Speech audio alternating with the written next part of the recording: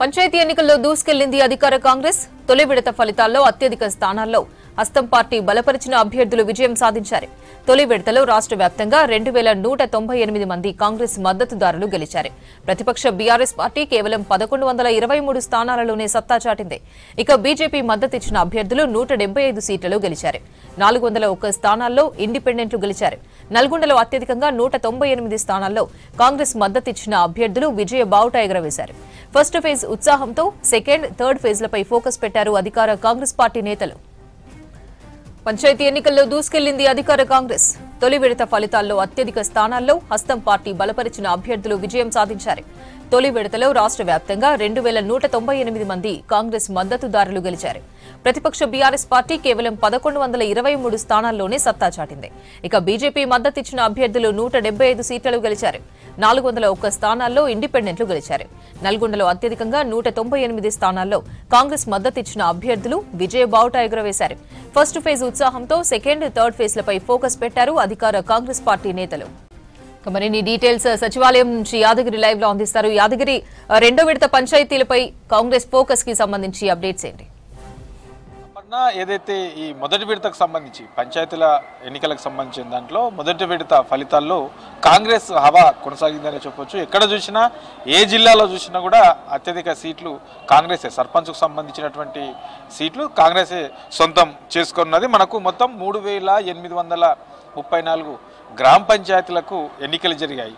So ఈ ఎన్నికలలో 3834 గ్రామ పంచాయతీల్లో అత్యధికంగా కాంగ్రెస్కు ఎవరైతే మద్దతు తెలిపారో కాంగ్రెస్ మద్దతుదారులే ఇందులో అత్యధికంగా గెలుపొందినటువంటి సిచ్యువేషన్ మనకు నిన్న మొదటి విడత ఫలితాలు చూస్తే అర్థమవుతుంది. ఇందులో 2198 కాంగ్రెస్ మద్దతుదారులకు సంబంధించినటువంటి సర్పంచ్ అభ్యర్థులు గెలుపొందారు. సో అంటే ఈ కాంగ్రెస్, బీఆర్ఎస్, బీజేపీ, ఇండిపెండెంట్లు, కాంగ్రెస్ ఈ నాలుగుతో పోల్చుకుంటే మనకు మొదటి స్థానంలో కాంగ్రెస్ మద్దతుదారులే ఉన్నారు. మొత్తం 2198 మంది సర్పంచ్ అభ్యర్థులు నిన్న గెలుపొందారు.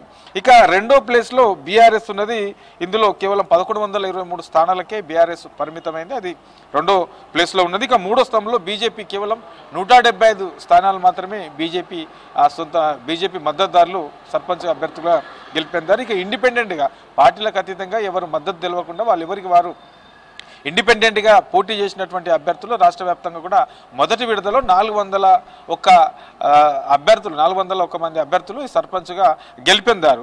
సో ఇందులో అత్యధికంగా మనకు జిల్లాల వారీగా చూస్తే కూడా ఓవరాల్గా చూసినా కాంగ్రెస్ సంబంధించి కాంగ్రెస్ మద్దతుదారులే సర్పంచ్గా గెలిచారు. ఇక జిల్లాల వారీగా చూసినా కూడా ఏ జిల్లాలో చూసుకున్నప్పటికీ కాంగ్రెస్కి సంబంధించి ఎవరైతే మద్దతు తెలిపారో ఆ సర్పంచ్ అభ్యర్థులు ఎక్కువగా గెలుపొందిన సిచ్యువేషన్ మనకు నిన్న కనబడ్డది. అయితే ఇందులో అత్యధికంగా మనకు జిల్లాల వారీగా చూస్తే నల్గొండ జిల్లాలో 198 స్థానాలు కాంగ్రెస్ మద్దతుదారులు సొంతం చేసుకున్నారు. ఇక వికారాబాద్ ఇది మొదటి ప్లేస్లో ఉంది.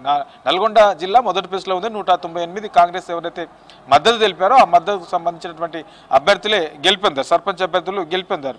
ఇది మొదటి స్థానంలో ఉన్నది. ఇక వికారాబాద్ జిల్లా మనకు 177 అభ్యర్థులు గెలుపొందారు. కాంగ్రెస్ ఎవరైతే మద్దతుదారులు ఉన్నారో వాళ్ళు 177 స్థానాలు సర్పంచ్కు సంబంధించినటువంటి గెలుపొందారు. ఇది వికారాబాద్ రెండో ప్లేస్లో ఉన్నది. ఇక మనకు మూడో ప్లేస్లో ఖమ్మం జిల్లా ఉన్నది. 136 స్థానాలు సర్పంచ్ అభ్యర్థులకు సంబంధించినటువంటివి కాంగ్రెస్ మద్దతుదారులు 136 స్థానాలను గెలుపొందారు. ఇది ఖమ్మం మూడో స్థానంలో. ఇట్లా ఏ జిల్లా తీసుకున్నప్పటికీ మనకు నాగర్ కర్నూలు, రంగారెడ్డి, సూర్యాపేట, తర్వాత మహబూబ్ నగర్, భద్రాద్రి కొత్తగూడెం, తర్వాత నిజామాబాదు, మహబూబాదు, మెదక్, ఇట్లా ఏ జిల్లా తీసుకున్నప్పటికీ అత్యధికంగా కాంగ్రెస్కు సంబంధించి కాంగ్రెస్ ఎవరైతే మద్దతు తెలిపారో ఆ మద్దతుదారులే ఈ సర్పంచ్ అభ్యర్థిగా గెలుపొందినటువంటి సిచ్యువేషన్ అయితే మనకు కనబడతా ఉన్నది. ఇక ఇదే జోస్తోని ఇక రెండో విడత, మూడో విడతలు కూడా ఇదే తరహాలో అత్యధికంగా కాంగ్రెస్ మద్దతుదారులు గెలుపొందే విధంగా ముందుకెళ్లాలని చెప్పేసి సీఎం రేవంత్ రెడ్డి కూడా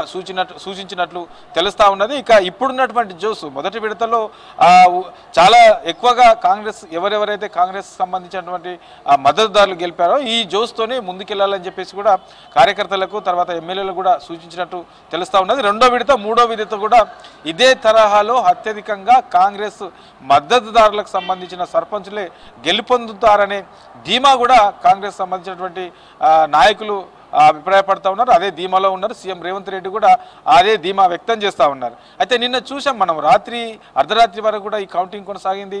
సో లేట్ నైట్గా మొత్తం 3834 ఈ ఏదైతే పోలింగ్ సంబంధించి పంచాయతీలకు సంబంధించినటువంటి కౌంటింగ్ జరిగిందో ఆ అర్ధరాత్రి తర్వాత పూర్తి స్థాయిలో ఈ సంఖ్య వచ్చింది. ఇక ఏదైతే ఈ మొదటి విడతకు సంబంధించిన దాంట్లో అత్యధికంగా కాంగ్రెస్ మద్దతుదారులు గెలవడానికి ప్రధాన రీజన్స్ ఈ 2 ఏళ్ల కాలంలో కాంగ్రెస్ అధికారంలోకి వచ్చిన తర్వాత ప్రజల కోసం అమలు చేస్తున్నటువంటి సంక్షేమ పథకాలు, తర్వాత రాష్ట్ర అభివృద్ధి కోసం చేస్తున్నటువంటి వివిధ కార్యక్రమాలే కాంగ్రెస్ మద్దతుదారులను గెలిపించాయనే అభిప్రాయం కూడా వ్యక్తపరుస్తూ ఉన్నారు. సో సన్నబియ్యము, తర్వాత రైతులకు ఏదైతే సన్నబియ్యం పండించే వాళ్లకు బోనస్ కింద 500 ఇవ్వడము, తర్వాత ఒకేసారి ఈ రుణమాఫీ చేయడము, తర్వాత రైతు భరోసా ఇవ్వడము, ఎంత ఆర్థికపరమైనటువంటి ఇబ్బందులున్నా ఆ పేద ప్రజలకు అమలు చేస్తున్నటువంటి పథకాలు ఏవైతే ఉన్నాయో ఆ పథకాలకు సంబంధించి ఎక్కడ కూడా కాంప్రమైజ్ కాకుండా వెనుకడుగు వేయకుండా ఇచ్చిన మాట నిలబెట్టుకునే విధంగా హామీలను అమలు చేస్తూ ముందుకెళ్తున్నటువంటి